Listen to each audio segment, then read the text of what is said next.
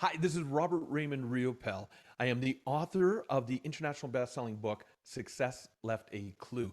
And on my episode of the Business Growth Architect Show, I'm going to share with you exactly how I was able to actually get started in business with no money, as well as being able to show you ways to get unstuck, even if you think you don't know your passion. So I look forward to you joining us so that you can get those tips.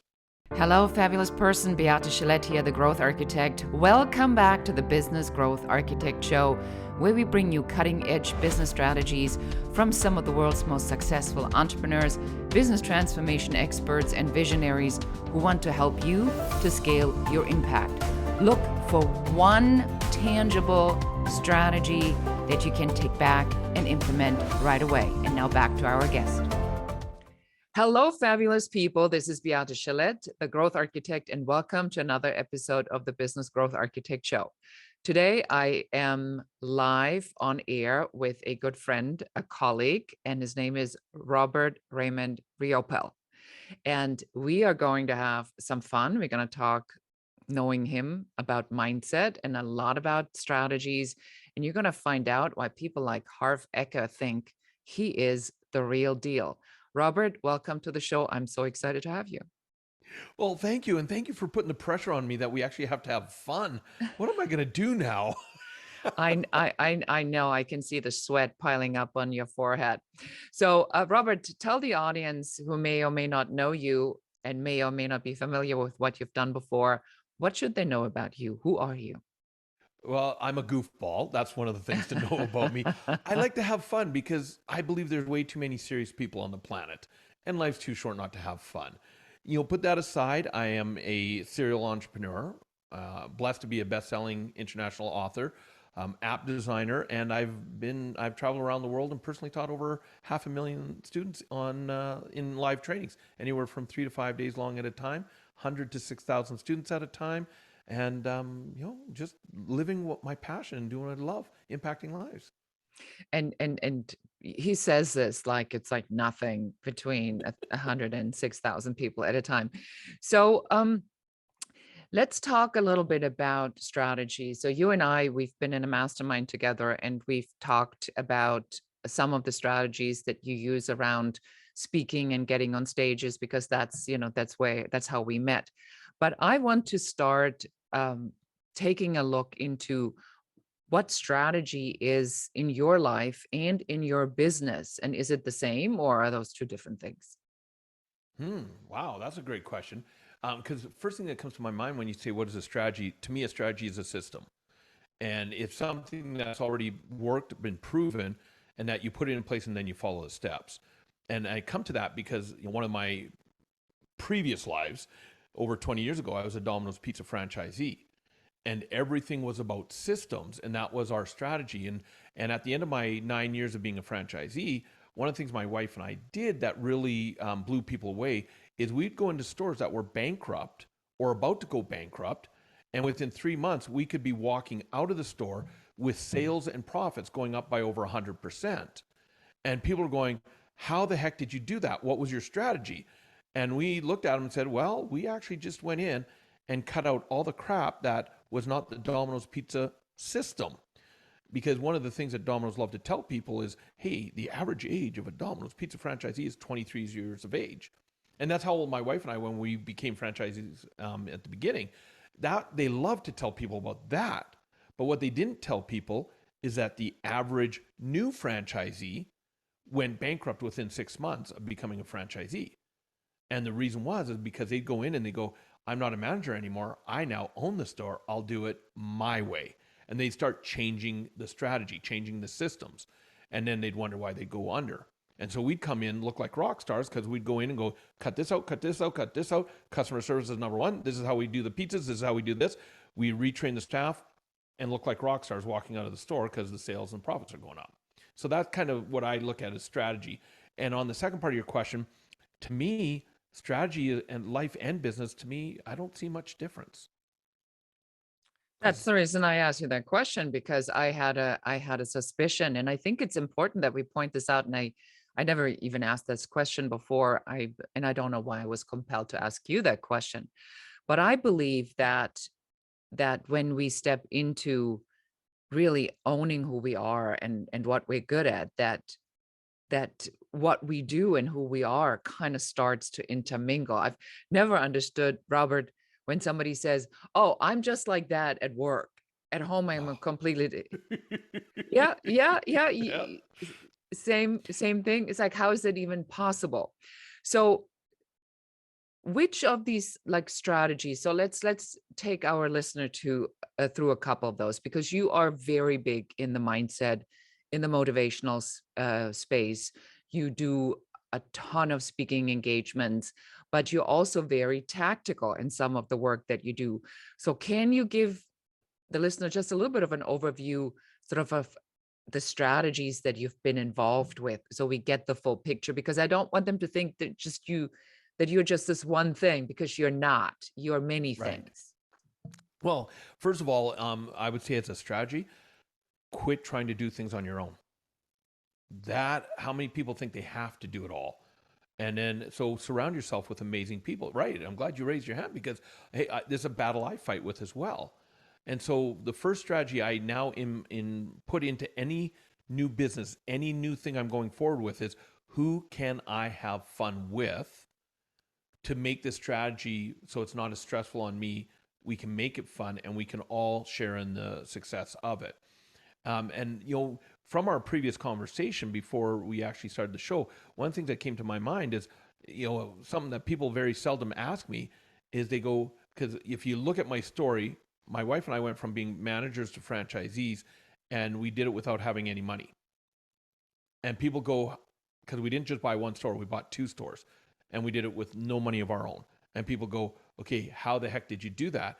And it was a strategy we didn't realize was a strategy back then. But my mindset was, you can't, buy a business if you don't have money. You can't start a business if you have no money, because I didn't understand that. I didn't know what I didn't know. So back then that was my mindset. And thank goodness my wife, youngest of 5, raised by a single mother, her whole strategy in life is, you find a way. If it's something you truly want, you find a way to do it. And we made a lot of mistakes. So another kind of strategy, be willing to make mistakes and learn from them, because some of your greatest mistakes give you your greatest lessons. And we spent about 5 months making a lot of mistakes, but we learned until we had the confidence when we knew what to say and what not to our bank. And they ended up giving us 100% financing for both stores. And people go, well, how did you even get in that position? Well, the strategy we actually used to allow us to even have that is we created a management agreement with our franchisee. He wanted out of Domino's Pizza so bad. He didn't want to be responsible for his stores anymore. He didn't want to be responsible for any debt that was being created. So we signed a management agreement, and from the day we signed it, it didn't matter how long we gave it, I think, something like 5 or 6 months where we had to be able to buy the business or it went back to him. But from the moment we signed the management agreement, we were responsible for all losses or profits that store produced. He was totally off the hook. And so because of that, we were now getting the experience, which then allowed us, when we went to our bank finally 4 months later, now with confidence, we were already able to say, hey, for the last 4 months, we've already been running this business. Here's what our profits have been doing. You're the bank. You see them coming in. And we have enough assets in the company to actually justify, because we got the price at a great price for the stores. So we have enough assets for you to secure the loan. They gave us 100% financing. And even all the overturned costs, like food on hand and stuff, we had made enough money running the store as the management agreement that we had that money in the bank to pay him when we did the actual turnover of the 2 stores. So that's a strategy that we used. That's really genius. So it was almost like the figure it out while you're flying the plane kind of Yep. strategy, is make the decision first and then figure it out. So I want to dive into that a little bit more, because you are so big on mindset, Robert. So what would you say if, when we tell this strategy to somebody, that Robert did something he didn't know how to do, he kind of just decided he was going to do it. He didn't know what and how, he didn't have the money, and he did it anyway. So what would you say to people that say, that's not a strategy? Because don't you have to have the whole strategy step by step, fully planned Oh, out in the 3-year plan, like everybody teaches you in business school? No, no, no, no. He's I'm gonna. laughing, by the way, for the listeners who can't see. He's just laughing. Oh, because hindsight being 2020, that was my mindset. But my wife again, and you know, I'm going to set the context like this, is that one of the many ways I'm blessed. My wife and I met when we were 13. We started dating when we were 16. We got married when we were 19. And in a month and a half, we celebrate our 33rd wedding anniversary. And I would not be here talking to you and your audience today if it was not for her. Because I was so taught you figure you step by step, you don't be an entrepreneur. Even if you hate the job, you find the job that's going to make you the most secure and pay you the most money. That's how you take care of your family. And even if you hate it, that's what you do to take care of your family. So the only reason I fell into this is because my franchisee said, I'm selling the stores. And I knew the managers were let go right away because the new owners came in with their own team. And my wife was my assistant. So that meant both of us were about to lose our income.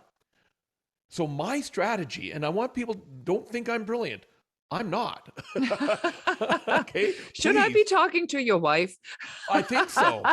And because here was my whole solution. Here's my strategy. Well, there's 8 other stores in the city. We need to go talk to those franchisees and find out who needs a new manager. And my wife looked at me and said, why would we do that? We're qualified to be franchisees. Why don't we just buy the stores? And I looked at her like she was insane. And I said, because we don't have any money? That's why we don't buy the stores. And I probably was very condescending about it as well. But one of the greatest gifts she's given me is she's not willing to let me play smaller than I am. Even when it means holding my feet to the fire. And together, and you talk about the strategy in business to personal, together there's nothing we can't accomplish together. Now, it doesn't mean we're successful at everything. Hell no. We've crashed and burned in a number of different things. But one of our agreements is that we don't quit.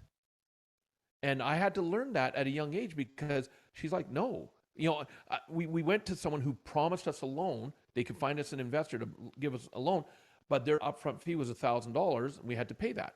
And the moment we did, all of a sudden, oh, I'm sorry, we have no one that is willing to take a chance on you guys. And I'm like, okay, can we have a refund? Oh, no. And that I wanted to stop. And she's like, no, we don't quit. What did we learn? And here's a great strategy. 3 questions I'm always asking myself even today, whether it's something I do on my own or with a team. As soon as we're done, it's what worked. We take the emotion out of things and it's just this worked. Okay, what did not work? And it's not like, well, because of them. No, it's this didn't work. No emotion, no blame, no trying to put a negative energy to it. You just point of fact. This didn't work. Okay, great. Now, what can we do different? And all of a sudden you put yourself into that mindset of creativity. Well, we know if this didn't work, how could we do it a little different? And then you get back in the game. And if you use the analogy of ready, fire, aim, which I used to live by, ready, aim, fire, is now ready, fire, aim, fire, aim, fire, aim. Because in business, especially, you could put all the things in place like that 3-year plan, and the moment you open your doors, everything can change. Because there's things that you can't plan. So you do what you can with the time you have, but then get in the game. Then adjust, fire again, adjust, fire again, adjust, fire again. And that's the biggest strategy I live by today. Yeah, and there's a couple of things I think we should point out as well. So number one, nobody in Silicon Valley goes past 18 months, period. There is no such thing when you work with companies that go for 10x, that they would even think that they possibly, especially in technology, that they could predict what's happening in 3 years. That's like in the next century, basically. Yep. So 18 months is the most. The reality of this business plan, also important to point out for our listeners who are working on one right now, the only thing any bank ever wants to see is the numbers. They really, truly don't care about your marketing bonanza that you are sweating over for 40 pages, lining out exactly when you're posting, where you're posting, what you're saying, and the graphics you're using and the brand colors. Nobody cares. The only thing a bank cares for is your numbers. Yep.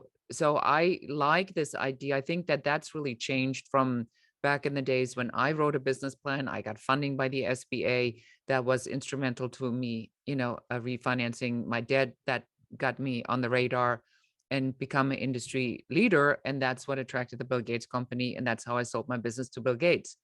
Today, I would do that very differently. Today, I would only write the numbers. I'd keep the business plan overview basically in a pitch deck format. Yep.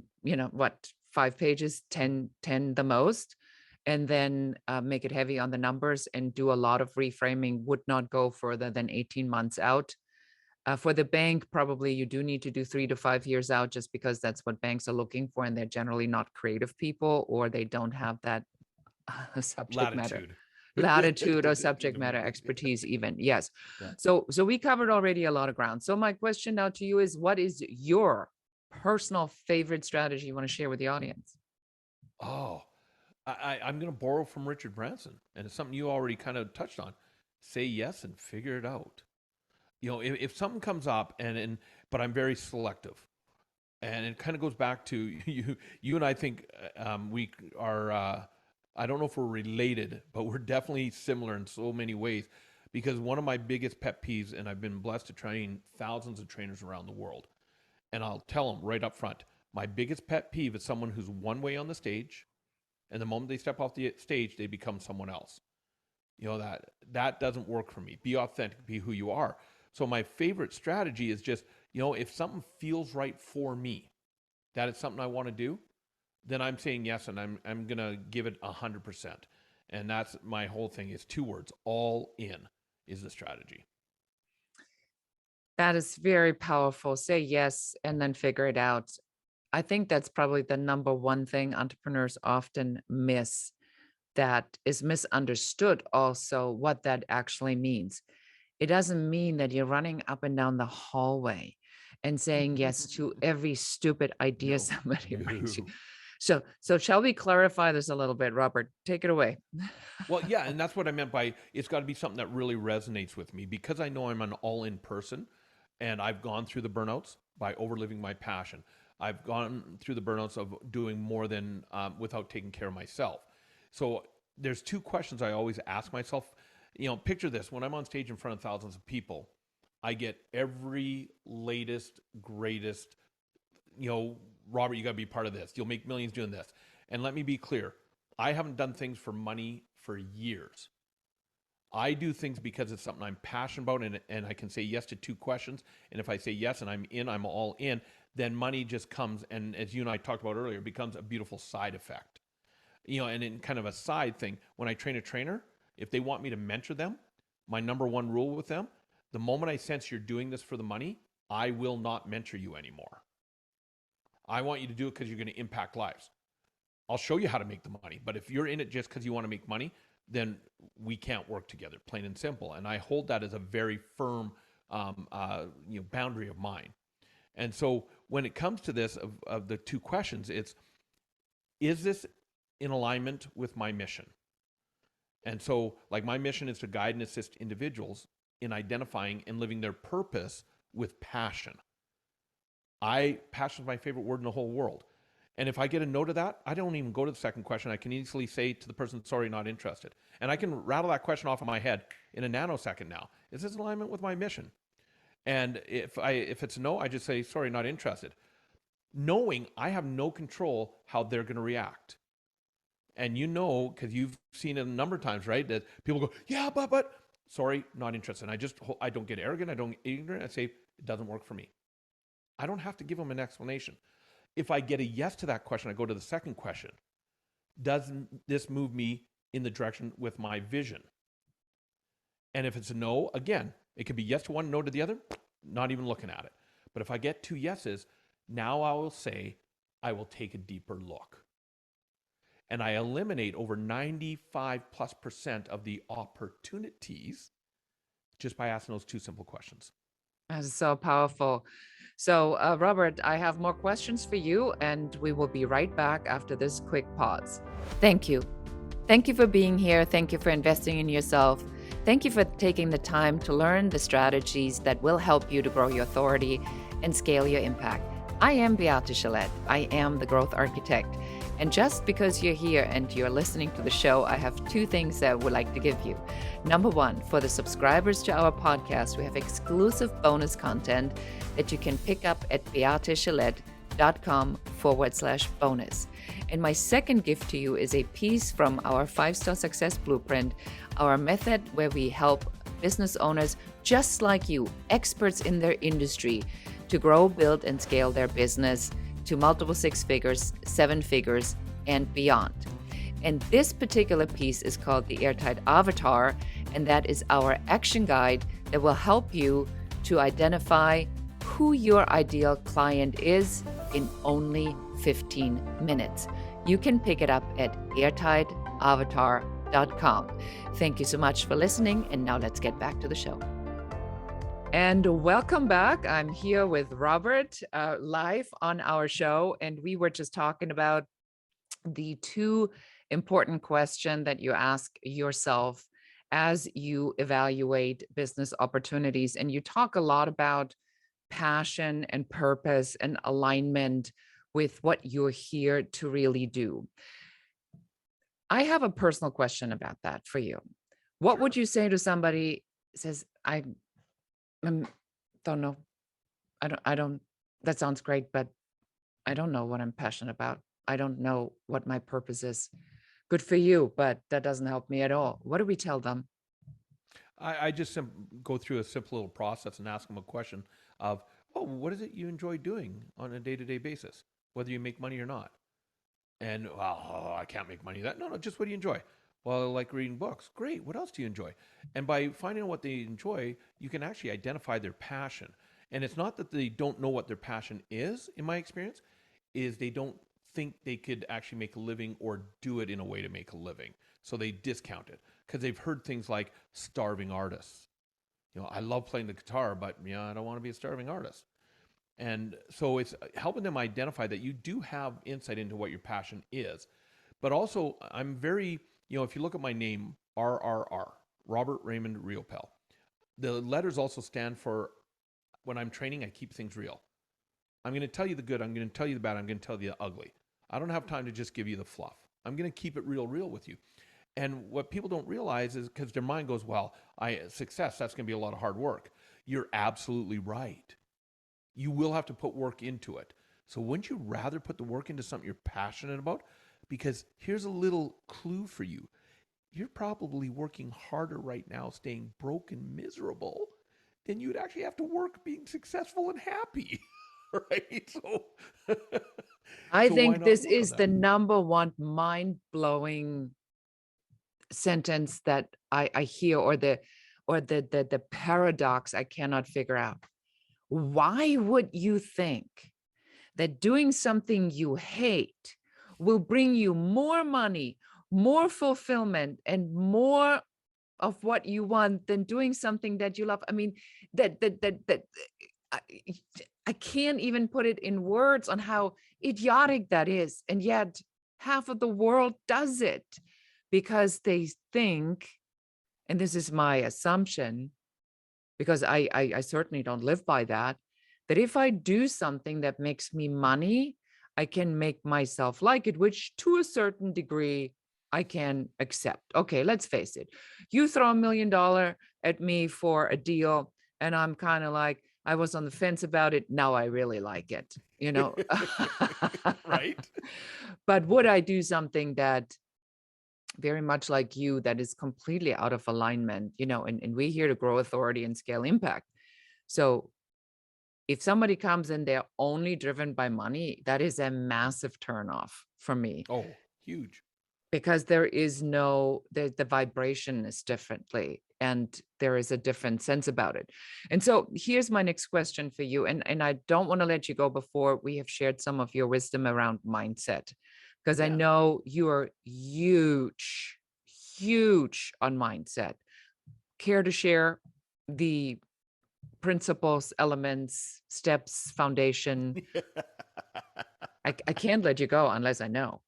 Yeah, well, one of the things that with my new book that I'm writing called The Authority Key, and another way you and I have similarities, is not only do I love to teach people the practical skills, but it's all about who are you as the person.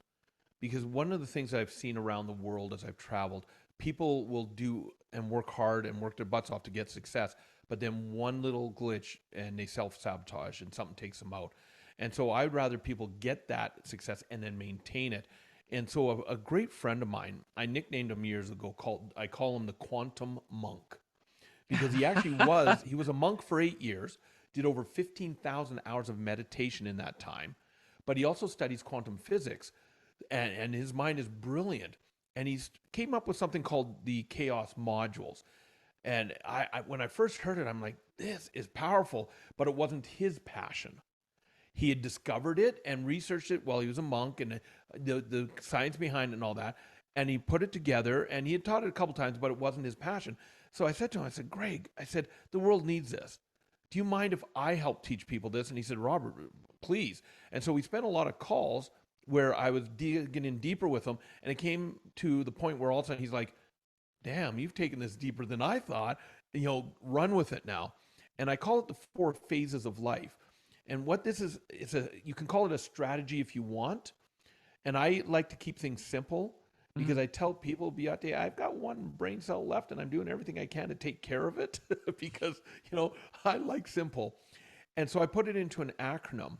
And for the acronym, it is the acronym of the word open, to take you through these 4 phases. The first one is called the observation phase. And what this is this is the time where you're not trying to be a human being or a human doing. You're actually a human creating. This is the time to actually give yourself space. And this is one of the things that most entrepreneurs do not do. They don't give themselves a space to ask themselves, what would I really love to accomplish? What kind of life would I truly like to have? This is where meditation comes in. Vision boards are big. I'm huge on vision boards. And it's not about how am I going to create it. In this phase, you have the vision and you write it down, you draw it, you put it on a piece of paper so you can see it. Visual is very memorable. In the observation phase, you take that time, you meditate. That's just to create. What would my ideal life look like? What would my ideal business look like? The P stands for the Pamper Phase. And this is the one that most entrepreneurs end up sabotaging themselves. You know the old saying, you can't give what you don't have? Well, how many times do entrepreneurs go, and they forget to take care of themselves and wonder why they burn out? So in the Pamper Phase, this is about when you're in this phase, you plan a vacation or you go on a vacation. Maybe you get a massage. It doesn't even have to be that difficult. It could be, I take my phone, I have an app called Calm, and I'll set for the sound of rain. I love the sound of rain. It calms my mind. I put my earbuds in, and for 20 minutes, I'll just sit down and listen to the sound of rain, and it re-energizes me. So if I find a little headache coming on, I've been at my computer too long, something stressed me out, I'll just take 20 minutes. That's for me. And when I talk to entrepreneurs, one of the biggest things that hold them back is they going, well, I'm burnt out. And so in the Pamper Phase, here's a strategy right here. I live by my calendar on my phone. Everything goes on that calendar. And when my wife and I sit down to do our calendars, the first thing we put on our calendar before anything else is our Pamper pieces.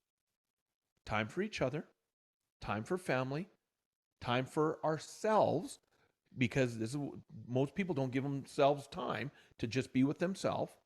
And so there's 2 words that come up when you're in this phase. 1, creativity. You got to be creative of how you're going to pamper yourself. And 2, be willing to be selfish. And I'll give you an example of that. BC, before COVID, I was on average flying, oh good, you got my joke. Woo-hoo. I was on average flying over 200,000 miles around the world.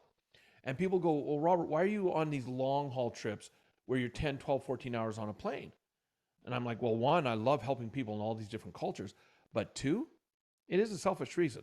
The moment I sit in my seat, unless I'm traveling with my wife, the moment I sit in my seat, there's no business. I don't connect to the internet. I watch movies because I love movies. I read because I love to read. I eat good food and I drink great wine. Because I know the moment I'm off the stage, off the plane, the next 3 to 5 days, I'm on stage up to 12 hours a day, giving. So if I don't recharge me, how am I going to properly serve my audience? So you've got to be creative in how you do it, and you've got to be willing to feel selfish to take time. And I guarantee you and your listeners, if you create some pamper space in your time, look at wealth rule number one, pay yourself first. Mhm. Well, if you're doing that with money, why wouldn't you do that with your time? Plain and simple. Does I that love make that. sense? Yes, it makes great sense. So we have two more letters left. Yep. E stands for the energy phase. This is the get her done phase. When you're in the energy phase, this is where you're doing meetings, you're doing documents, you're doing emails. And this is why the pamper phase is even more important, because when you're in the energy phase, and I'm going to guess you're about the same way as me, I can get in an energy phase where for 18 hours, I'm just pounding out work. Now, when I'm done that 18-hour day, am I tired? Yeah. But am I burnt out? No. And the biggest thing to understand in this phase as well, the biggest thing I hear from entrepreneurs or wannabe entrepreneurs, well, Robert, you don't know my life. I'm so busy. I don't have time to do something else. Well, in my research, what I've realized is, yeah, a lot of people are really good at being busy. They're not necessarily productive. Productive. And so I just instituted this with one of my students, where she's got all these courses she's been trying to do and buying, but nothing's getting done. And I put her into 30-minute productive pieces. So the second thing that goes in my calendar after Pamper is I put in actual time slots where 30 minutes to an hour max for me, because I've learned that after an hour, I can't stay focused. I'm going to start getting distracted. So I will actually put in focused times. For this hour, I'm writing my book. And what I've realized is 1 hour of productivity for me, and it's just my equation that I've worked out, is actually equal to 6 hours of me being busy. So if you understand what I just said, I just freed up a ton of time for you. And it does take practice. I want people to understand that, to know that if I say for this 30 minutes, I'm doing nothing but, I set my timer, I'm focused on nothing else but that. And so what I get accomplished, and when that timer goes off, I stop. I don't do just 5 minutes more. Nope, I stop. Because now I'm conditioning my mind that I have to instantly get focused when I go into a focus time. Because what do most people do? Okay, I got an hour of productivity. Yeah, 20 let me minutes in, they check. Let start. me check Facebook. Let me go look at the news really quickly. Let me sharpen the pen. Let me get a tea. Let me go get coffee. Let me have a snack. Oh, 35 minutes and I just fell in the TikTok vortex. And then they sit there, and because they are so unfocused, that sometimes their brain just has to go and escape because it's such a prolonged period of time. I see this with my partner all the time, where he goes, he's working 18 hours and I know it's not working. And I know he's Yeah. not working 18 hours. And then I catch him and he's like watching surf videos.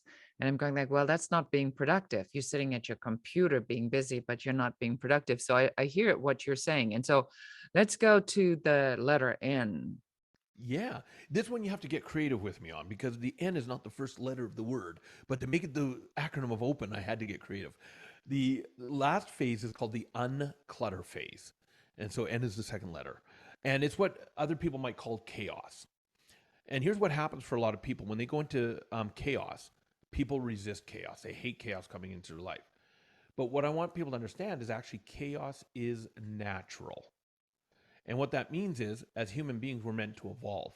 And the reason chaos comes into our life is when we get stuck in our own ways, our own way of thinking, and we're not progressing, we're not evolving. And chaos comes in, gives us a little lesson.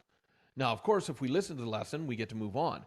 But if we don't, it doesn't go away, right? It The comes back pressure with a harder. increases. The pressure That's right. increases. So what I want people to understand is actually in the unclutter phase, the reason I call it unclutter is because you can actually volunteer for chaos. And what that means is you, when you're in this phase, you look at what can I unclutter in my life? Because in the chaos phase, this is the time to destroy something that is not working. Now, it might be a business or personal relationship. It might be destroying one of the biggest things for people to destroy, a belief that has not been supporting them, but they've been hanging on to it for so long, even though they know it doesn't support them. This is the time to let it go. And the way you do that is prove that belief to be wrong. Proof is the cure of all doubt. And so the way you really can volunteer for this is every 2 weeks, as an example, I'll come to my office and I'll just clean it up. I'll straighten around. I'll get rid of the papers I don't need anymore. I unclutter. Or you can go to your closet and straighten it up. Go to your refrigerator, straighten it up. So you're showing the universe that you're volunteering to unclutter your life so Mhm. that there's space for the new things to come in. Because the moment you go through the unclutter, where do you think you go? Back to the observation phase. And Yeah, that's I now like what's the that. new possibilities, right? I like that a lot. I also refer to this part as the messy middle. And I know that Bob Proctor referred to it as get comfortable being uncomfortable Mm-hmm. perpetually. So the idea that you are embarking on the journey of life to get to the part where you really step into what your purpose is or to live to your full potential, that's not really something that a textbook was written on. They certainly didn't teach you that in school. You probably can't get an What? They MBA. didn't? No, I know it's a bummer. There's no MBA on that. That is the school of life. And that's when the sooner in life that you figure out that concept of it is discomfort that creates the growth that leads to that next phase, and you lean into that, the more powerful the transformation will be. But does it ever end? No, it doesn't. You're constantly going around in the circle Yeah. of those four phases, and that's why the my quantum monk, my favorite quote of his is he says this. He says instead of being willing to live life, courageously allow life to live you. I love that. Because the biggest cosmic joke out there is thinking we have control. And I think that's actually a great way for us to finish this interview. We, even though I have so many more questions, but I like where we ended up on this because I do believe that the idea to say, yeah, mindset is one thing, and there are principles you can follow, but it is the endless loop, the infinity sign that goes around everything, that goes around life, that goes around your transformation, that goes around your perpetual growth, if you so choose to accept this mission in life to Yep. do that. And within that comes the beauty and the confidence and the empowerment of self and then of others. So just beautifully said. So for those of us who want to now listen to you speak and be one of the 100 to 6,000, or maybe even get a copy of your current book or your next book, where would we go? Yeah, one of the things I believe is that time is one of our most precious commodities. And so the fact that you took your valuable time to interview me, and even more importantly, that your audience took their valuable time to listen. My first book, which is called Success Left a Clue, which is an international best-selling book, I've decided, and what I love doing, because I'm in my give back phase, is this book here, it's a workbook. And meaning, I know that people are creatures of habit. And one of the biggest things that I talk about in the book is the habit of action, consistent action. And so I wrote it as a workbook with action steps. And what I love for people to do is if they just go to robertriopel.com, just my name, ROBERTRIOPEL.com, they're actually going to be able to download the entire digital copy as our gift to them for taking their time to listen. And if they do that also, they're going to not only, and the caveat is they've got to not just download it, read it and do the action steps. Remember I said I'm a goofball? My book is written the same way. And there's even things in there where I'll go, hey, did you do the last action? If not, stop reading right now. Go back and do the action before you read anymore. Because I know people are creatures of habit. And so I don't want them to just put it on the shelf. I want them to actually do it. If you do, you'll see how it'll change your life. And because I am in my give back phase, is anybody who goes and downloads the book, they're also going to be able to book in a one-on-one with me, no one else, with me strategy session where in 20 minutes they'll fill out a questionnaire before our call. I'm just going to give them strategies to help them overcome things that maybe is blocking them, stopping them, hurdles, to help them move, whether it's in their personal life, their business life, whatever it is. I don't do any selling on that call. I'm just there to be of service. And so I'd love to allow your audience to have that as well.